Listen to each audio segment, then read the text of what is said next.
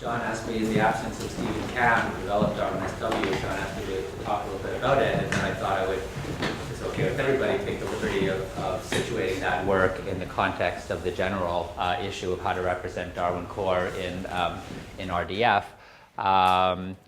And so, because I know that both Steve and Cam have, created Darwin SW for two reasons. One, they had an immediate need to represent data, and perhaps before consensus was reached within Tadwig about how exactly to do that. And two, they saw it as a first step towards building consensus around a canonical way to do it. But I think that everybody, with one exception at the end, who has sort of proposed a way of doing it, agrees that these are initial steps and some consensus and a further thought is required. So the first thing, so just to give a brief overview, even before we talk about any extensions, I wanted to illustrate the fact that Darwin core as it is an ontology. And like any ontology, you can represent data with it and you can query over that data. And then we can talk a little bit about some of the shortcomings in Darwin core as it is an ontology and some of the proposed solutions. So I'll exit out of the show. I'll wait for refresh at 75 hertz. Okay. So here's Darwin core. This is the canonical description. It's you can see in the URL, it's an RDF document. This is the HTML representation of it. And it is, as John said, a bag of terms. Behavior, binomial, collection ID, decimal latitude. You can look at its RDF representation. It's somewhat difficult to read in Safari. But John said that when they created this canonical RDF representation, they sort of didn't have the semantic web in mind, or rather they had it in mind and didn't want to deal with it because they thought it would be dealt with later on.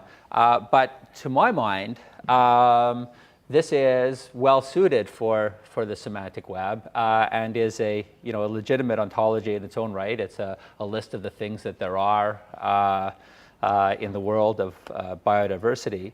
And to illustrate that, I expressed the occurrences from the Woods Hole BioBlitz in RDF only using the Darwin core namespace. So without any additions, you could say, well, so here's an occurrence, and here are a couple. There are two different identifications of it. One saying it was an ampelopsis, and one saying that it was something else, Parthenocissus quinquifolia. And then each of those identifications and occurrences have their own GUID. And you might, this right away sort of illustrates one of the issues, that here identification is being used as a property of occurrence, but then if you look at the GUID of that identification, you'll see that you can also use identification as a class. And that's okay. The reasoners don't overheat and blow a fuse because of course a property is a class, and so there's not necessarily a tension there. Nevertheless, it's bad form, of course. I think, to have the same term that's both a property and a class. So at a minimum, my suggestion, as a first layer, semantic layer, would be to roughly double the number of terms and to introduce, disambiguate when you're using identification as a class and when you're using it as a property. So introduce a has identification, has occurrence, has habitat, etc.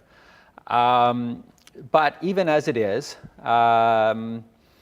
you can reason over the data. You can issue Sparkle queries. and get answers. So I guess we're going to be talking more this afternoon and tomorrow, but I guess the viewer's preview of my position is that I think we should make as small changes to the existing way of doing things as possible.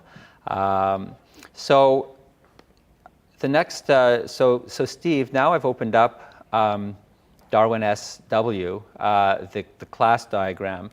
I know that it can't be seen from the back, but it can't be seen any better on the slide.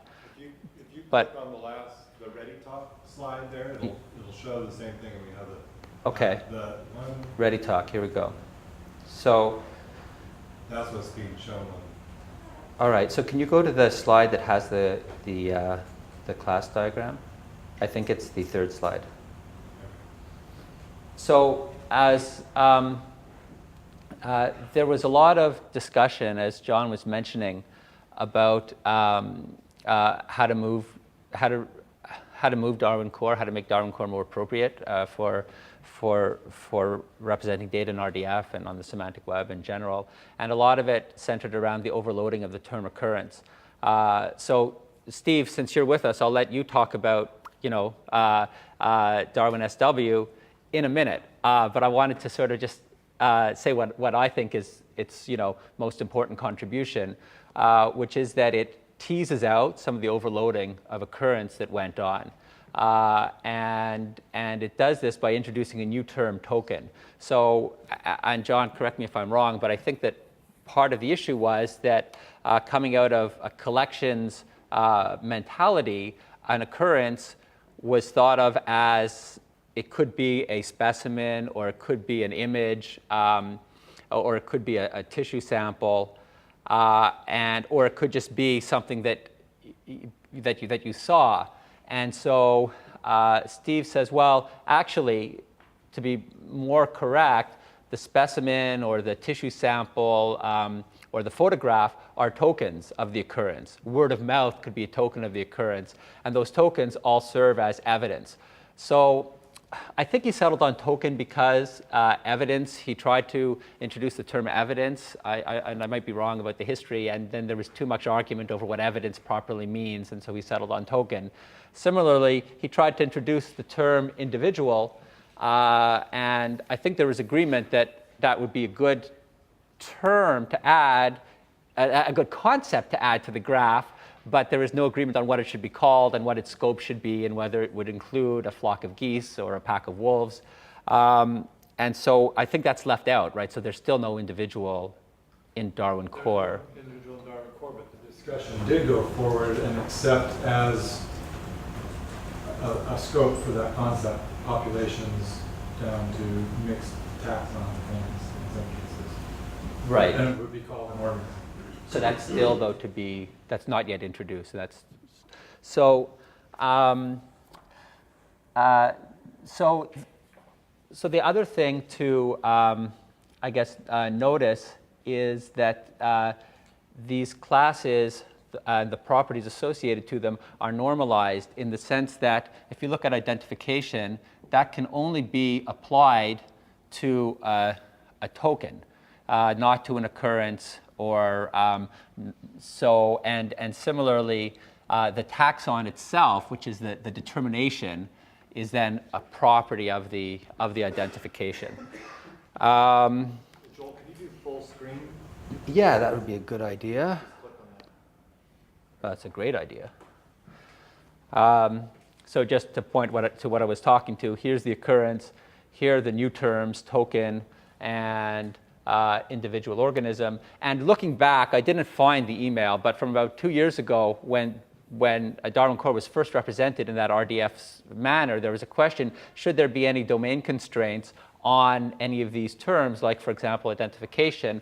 And the decision was made, no, because that could lead to too much potential for misuse if people apply these terms. And this is something that I'm interested in is in a very loose context. If people are applying identifications to samples or to pictures or to occurrences or to organisms, but Steve is sort of much more principled and says, identification properly has, the domain of the token. Of identification? Steve, I'm sorry, what was the question? the question is there a definition of identification? And I think... Well, I mean, identification, in all of the Darwin core classes, there's not a clear definition in the sense of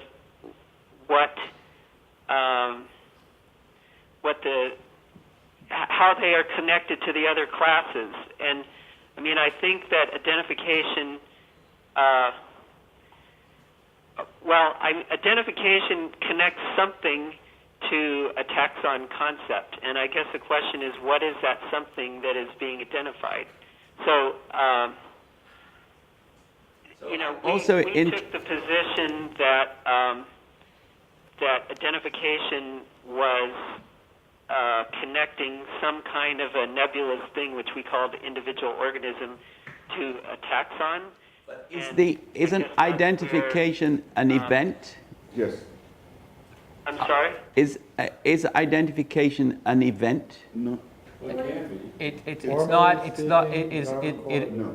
is not defined as an event. It's defined as a category of information Yeah. in Darwin core right now. Result of the event.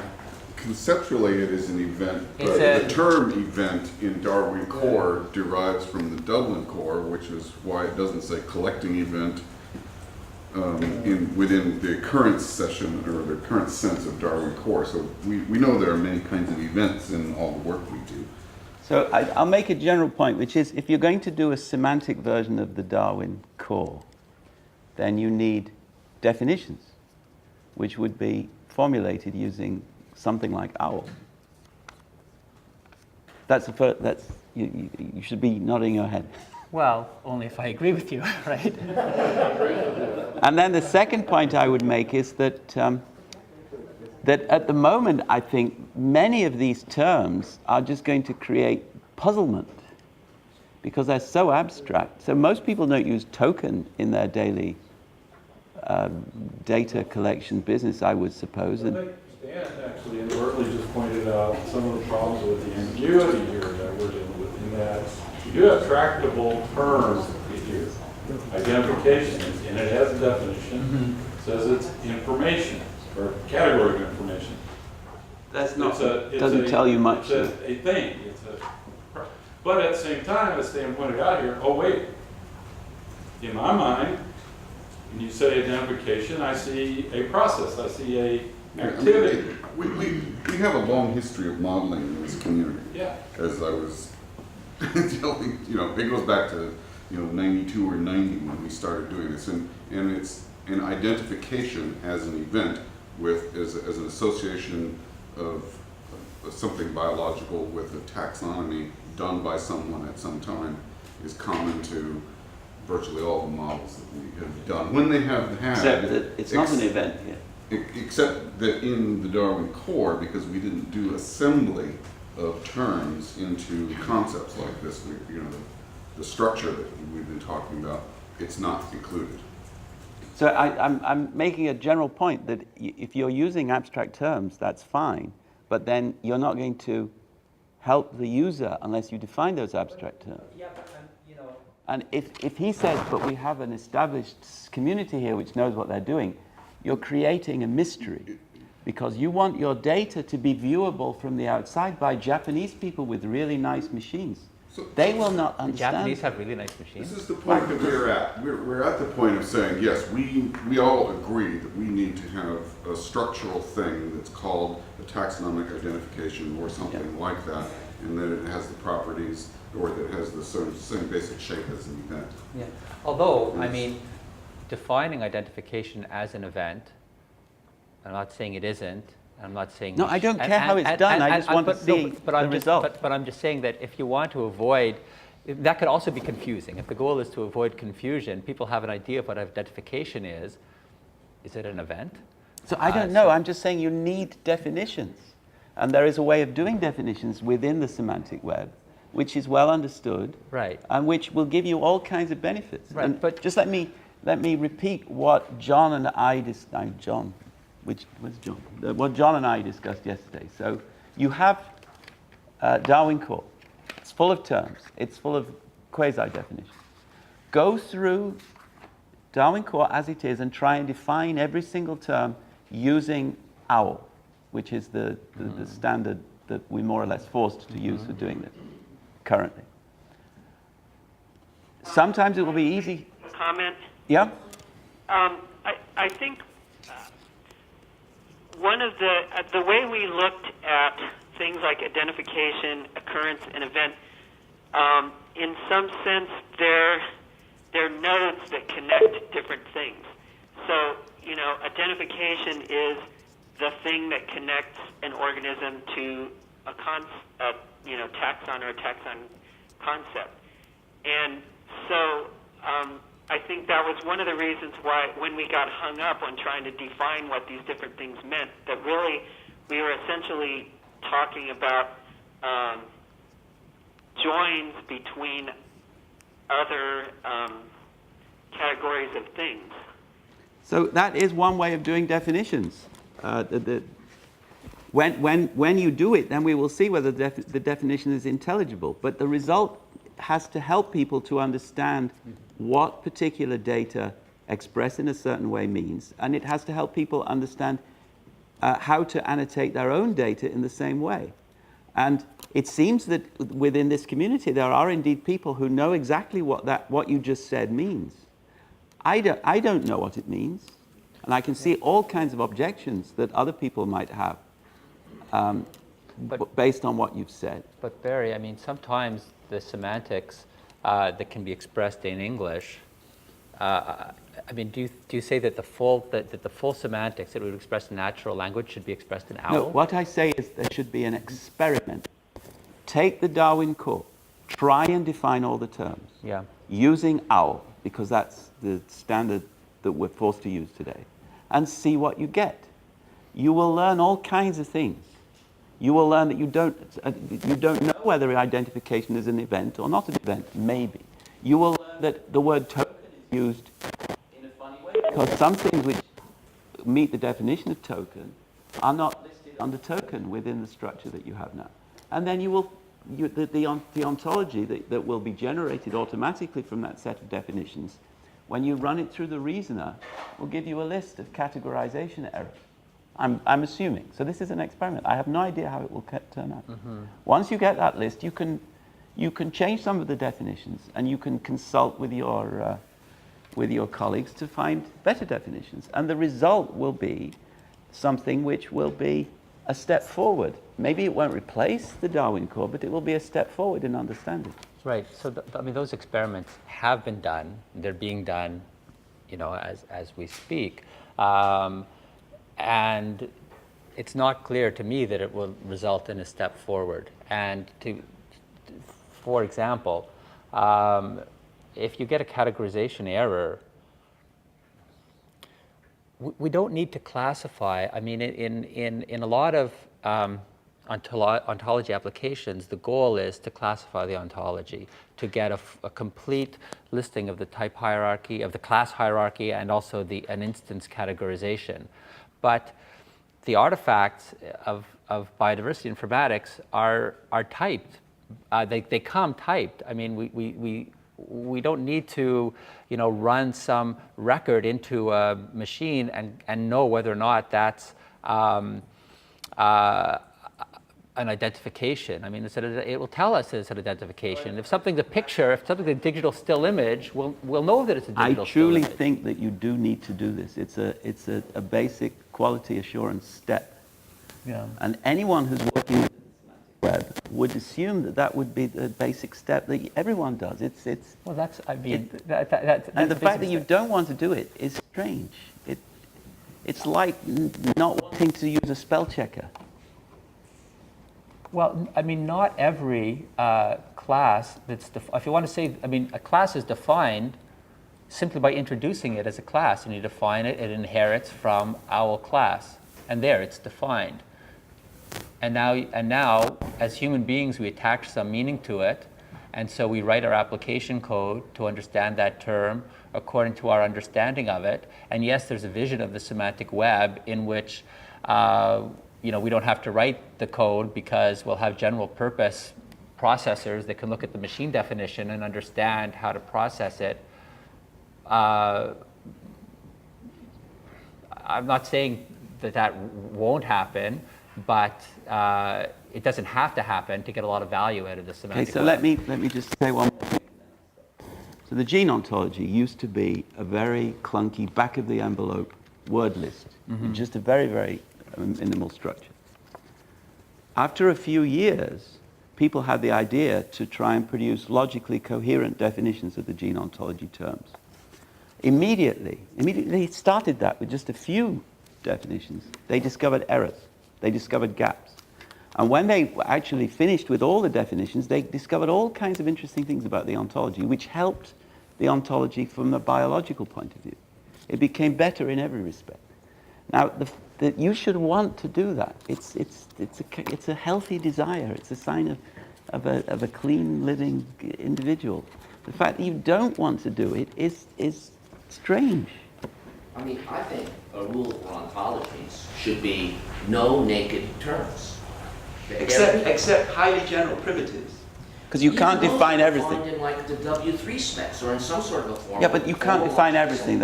Otherwise you would have an infinite chain of definitions. You have to use some words without that. Language becomes problematic. Yeah. But, at the level that we're talking about in Darwin Core, I completely agree with Barry.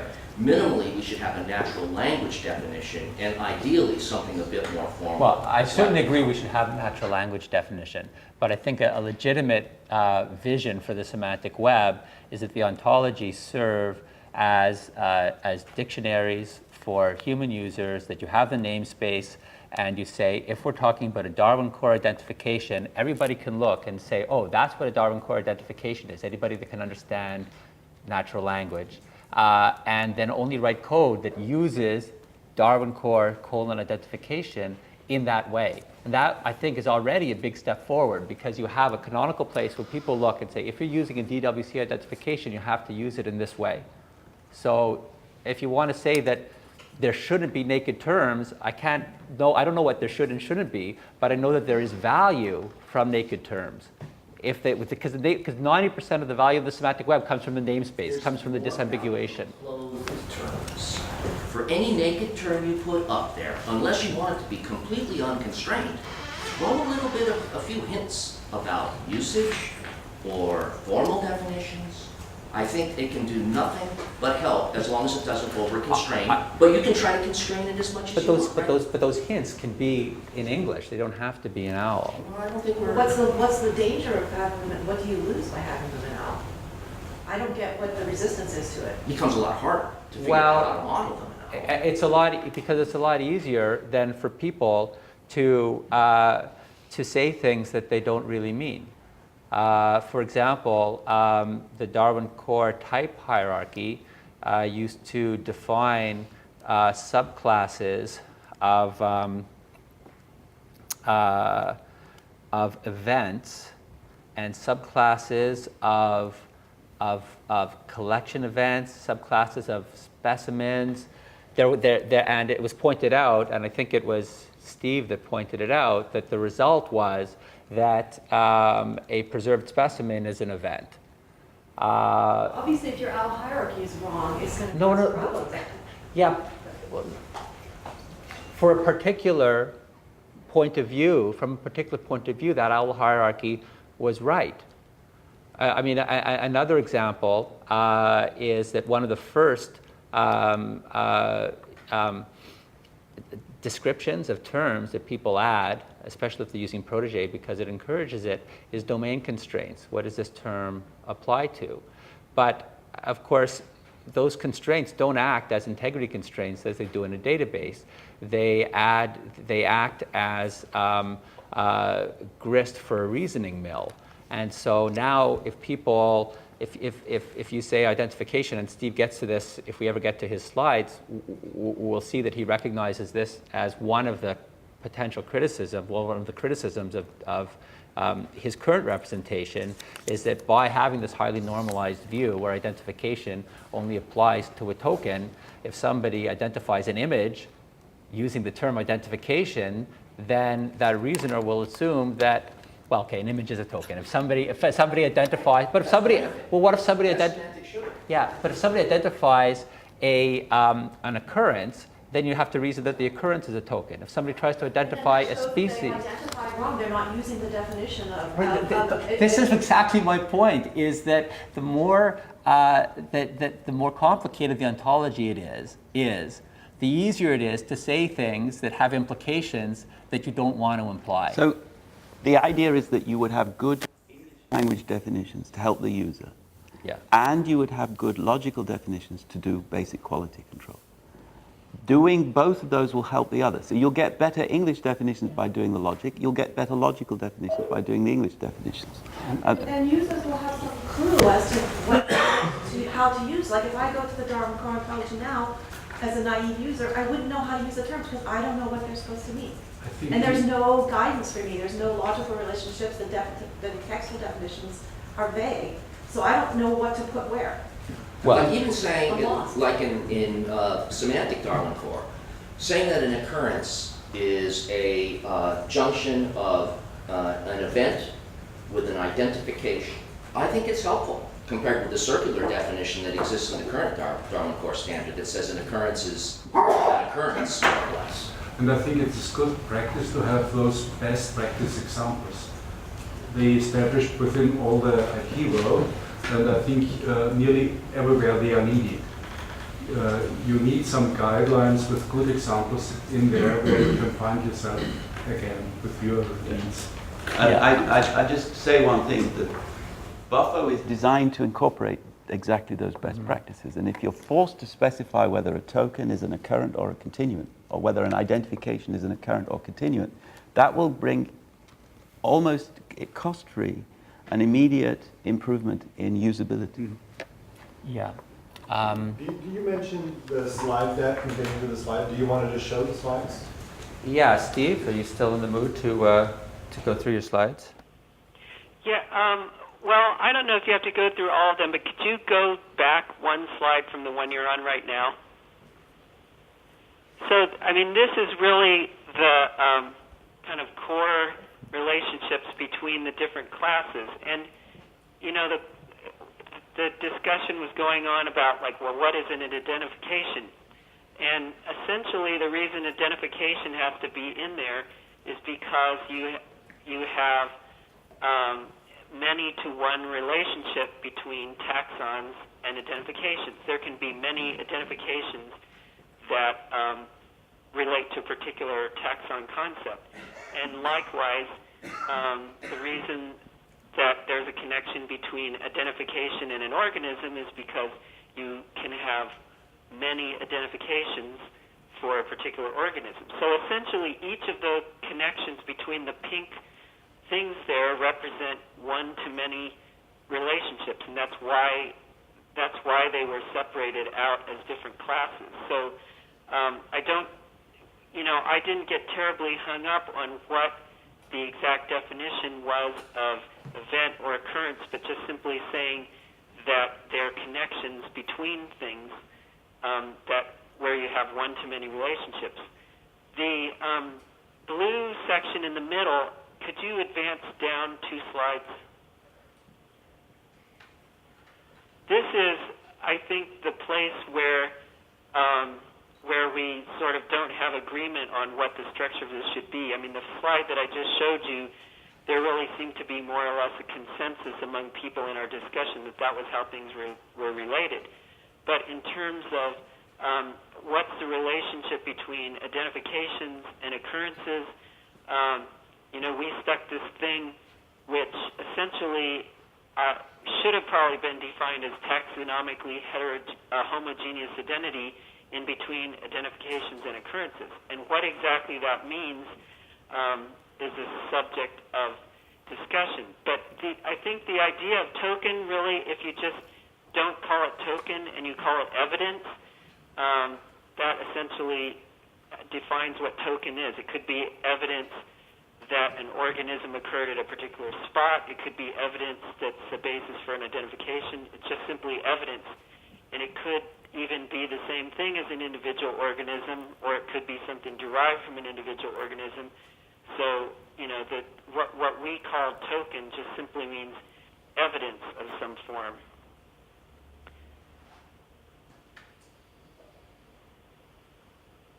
So anyway, that's about all I wanted to say.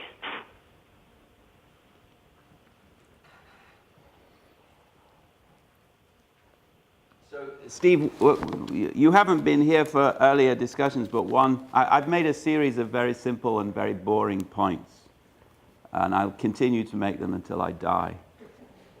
And one boring point that I've made is that when you're building an ontology or a terminology resource, then you should beware of using a very general term which has all kinds of meanings in other contexts to mean exactly what you want it to mean for your specific purpose.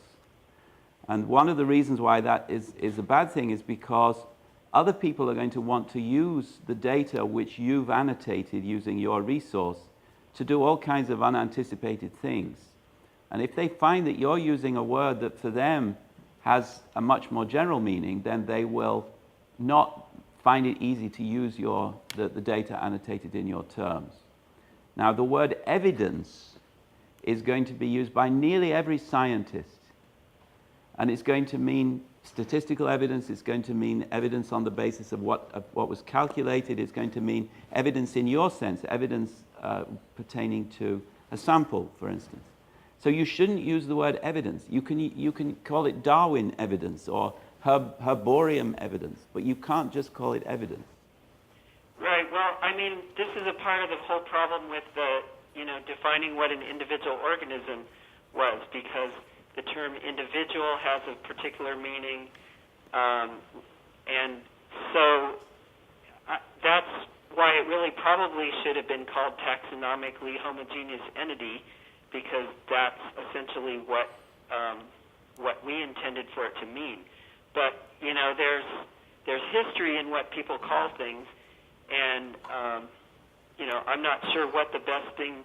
Token was something that basically we made up, and so that might be a better term than evidence. Yeah, but, token is not a good word because it too has a history, unfortunately. So this is right, really hard. The problem is almost every term you can think of to use somebody has used previously to mean something. So Absolutely. I guess maybe long names like Darwin Core Evidence or something are better. So it's hard work, but it has been done successfully in many different fields, and we've learned things. There are some lessons learned from all of that. And I'm just going to mention one further lesson learned, because I think it's important to see one difference between the Dublin Core and the Darwin Core. The Dublin Core is pretty straightforwardly what we might call first order. And what that means is that if it's talking about, say, a registration for copyright purposes, then it will introduce a term which means registration for copyright purposes. The Darwin Core is sometimes first order in that sense, so I think I have an example here. Establishment means is defined as a process by which an individual establishes itself. So that's first order. The term refers to what we would think the term would mean. But behavior in Darwin Core is defined at the second order. Behavior doesn't mean behavior in the Darwin Core, it means the description of behavior. So it's second order. And very many terms in the Darwin Core are terms of the form an X is information about an X. So a good, clean first-order terminology would define every term as an X is an X. Darwin Core defines very many terms as an X is an information about X. Now, that's a mistake. If it was done systematically, it might be okay, but generally, it's not been done systematically. And it's a mistake which has to be fixed. And the reason why I draw attention to this one is because other similar resources, so there's one very famous resource in medicine called HL7, made exactly the same mistake, and the result is that it's now unusable. It's so complicated because people never know whether they're talking about X, for instance, somebody giving somebody a drug, or information about X, which would be the description of somebody giving somebody a drug. Now, I don't know why I'm addressing this comment to you, because it's really a comment to all Darwin Core people, but this is something which needs to be got right, I think. Yep. In what sense is Steve using the term evidence that clashes with other uses of the word evidence? Because you don't mean any kind of evidence, you mean evidence incorporated in a certain collection object, either as a report or as a seed I think sample. that really, from our point of view, a token could be any kind of evidence. I mean, it could be a photograph, it could be a specimen, it could be notes that somebody has written down. So we really didn't have a restriction as to what that should be. And maybe that's not well defined enough, but the reason why we added these two blue bubbles in the middle is mostly because of the extreme overloading of occurrence. You know, you would ask people, what does an occurrence mean? And they would say, it means that there was an organism at a particular location in a particular time. But then when you would see how people were actually using the term occurrence, they were using it to mean a specimen glued onto a piece of paper. So, you know, it may be that we didn't choose the best terms for these classes that we introduced, but it was an attempt to try to separate out some of the different ways that people were using term, particularly occurrence.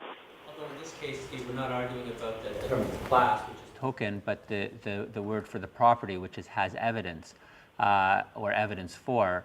And I guess I can't see the way you're using it sort of, you know, being incompatible. I can't see the way you're using it being incompatible. You know, what we came up with in Darwin SW was really a compromise between Cam and me about, and actually originally I had suggested that we don't even have a class called token, that we have the terms that are shown on the slide there, like is basis for identification and identification based on, or evidence for, or has evidence, that those terms could simply be applied to anything that people would use for evidence. And so I actually was originally advocating that we don't have a class named token, and Cam said, let's have a class named token so that we could say what the object, we could have a term to describe what the object of something like has evidence, what is that an instance of?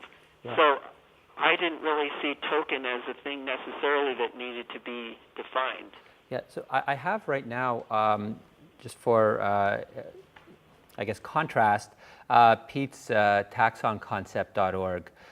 So Pete DeVries has put a lot of time into not only creating an ontology, but populating it and putting a Sparkle front end onto the resulting knowledge base. And Barry, I wonder if, you know, he takes the approach that I think that Barry is suggesting, where there's no ambiguity in the term. Identification has label image. So the domain of the term is part of the property. I don't like that. That commits the sin of not reusing established relations, but inventing new ones. I don't like it either.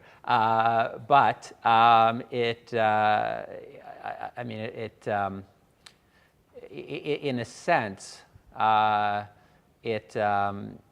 it's of the same approach as, well,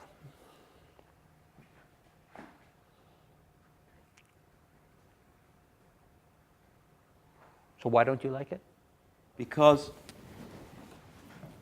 relations are the glue. And they are going to be gluing different ontology resources as well as gluing terms within ontology resources. And that means that we need, as far as possible, to have a small number of relations which everyone uses, rather than having highly specific relations which are tied just to a particular small locus. So the more we can have generalizable glue, like part of and so forth, the more our ontologies will work well together. And so one of the things that you said earlier is right. If people get hold of OWL, Which one? If people get hold of OWL, they'll do bad things. OWL is such a nice thing. You can create all kinds of filigree with OWL, and most of it doesn't have any thought attached to it. So OWL is not good enough. What you need is OWL plus thinking. And that's why writing English definitions is a good thing. Now, one way in which once people get hold of OWL, they go mad, is inventing these new relations. Has Paris temperature preference 4, which means they like Paris because it's hot or something. Only in the springtime. At least they should establish a model of relations and make a sub-relation. Yeah, that's one step in the right direction, but ideally, you don't need a relation with the word Paris. So what is the guideline for when you have a special relationship that you call out and define, and when you try to just use some generic? Providing you define the relation, you can always eliminate it if you need to. So that's already a good step. But that's another reason why we need to have definitions. Right, but I mean, so taking the example has evidence. So you were suggesting that, that needs to be qualified so that so that we know, well, this is Darwin has evidence or has biodiversity evidence. I think evidence could be the subject of another 3-day meeting all by itself. So that evidence is a very difficult topic.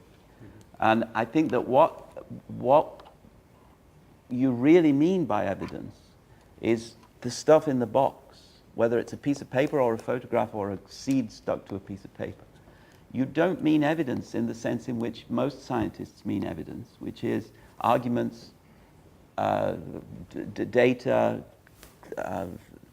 You mean that specific stuff in the box. But Steve, everything that Steve would call evidence that could also fits your definition of evidence. Well, wait a second. Yeah. And vice versa. No, but it doesn't, because it doesn't. So let's suppose that somebody steals something from Eric, is it? Your herbarium. Greg, sorry. At least I got the number of letters right. Somebody steals a box from Greg's herbarium and gives it to his girlfriend as a Christmas present. And it's a nice flower or something, so she's happy. Gives it to Greg's girlfriend? Is it? No, so the thief gives it to his girlfriend. Then it's the same object, but it's not evidence. Evidence is a role that an object plays, or something like that. It's not, an object is not evidence. Having this category of token is really, what do you call specimens? And I think people have been saying that specimens are occurrences, but when you ask people what they mean when they say occurrence, they don't really mean a specimen. And so the question, the problem is that within the existing Darwin core classes, there isn't really any class that's appropriate to place the descriptive metadata about a specimen. And so, I think there needs to be perhaps some other classes that are related to organisms and parts of organisms that we didn't define in Darwin SW. I mean, I think they need to be defined, but those are the kinds of things that could be used as evidence. So I think everyone agrees with that proposal that you just made. Everyone I've talked to anyway. It's right now it's 11:30 and we were going to move on to ENVO too, so that might be a good stopping point unless there's any other pressing.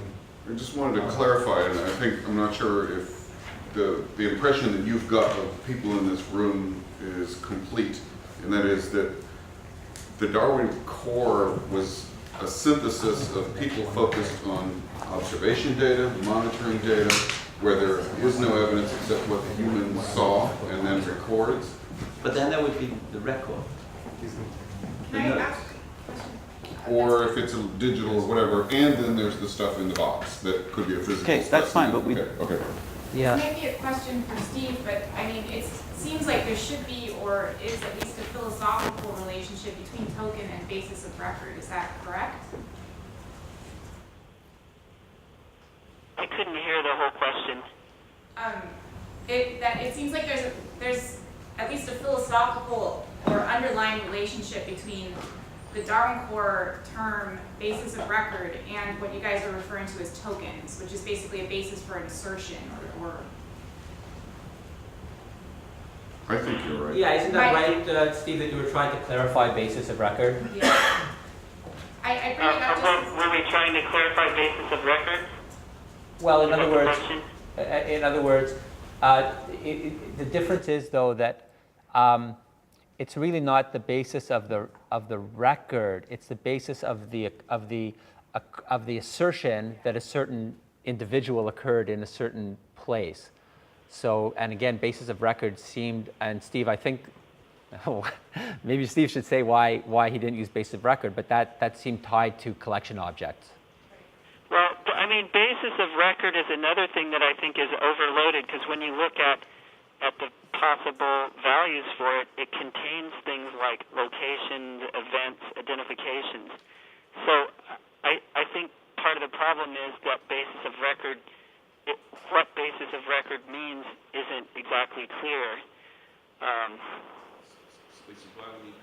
So I promised John that I'd make way for Norman. I wanted to mention an ontology that Bob Morris developed, primarily taking Darwin SW and then grafting on some pieces of Roger Hayam's earlier Tadwig ontology for use